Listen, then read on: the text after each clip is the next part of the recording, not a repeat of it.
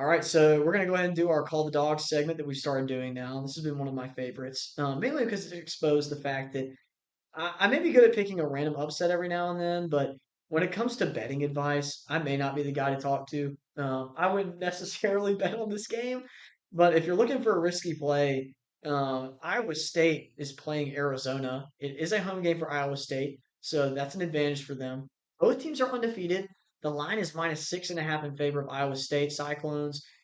I think Rocco Beck's a great quarterback. I think Carson Hansen's been solid. This team has a good chemistry, but they don't really strike me as a high-powered team or a strong defensive team. They're just good enough.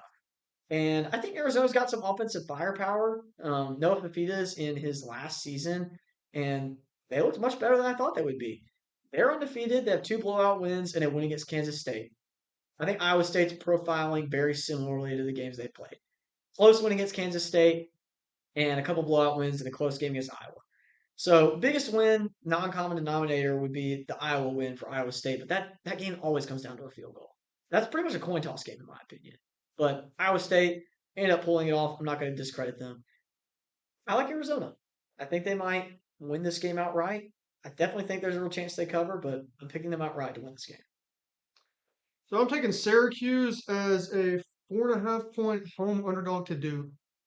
This one just shocks me. I'm surprised that Vegas thinks the quarterback position is going to be that valuable for Syracuse because everything I've seen from Fred Brown and Syracuse tells me that no matter who they have at quarterback, unless he's throwing the ball like Nathan Peterman, is going to produce. And this Duke team has looked so mid so far, blown out by Illinois and Tulane, who have both suffered blowout losses since then, terrible blowout losses. Yeah, So those teams have been proven to not be as good as they look. yeah, and they did beat NC State last week, but NC State's not a great football team. I just think it's incredibly disrespectful that they're this much of an underdog at home to this team. This is probably the easiest one on the board, in my opinion.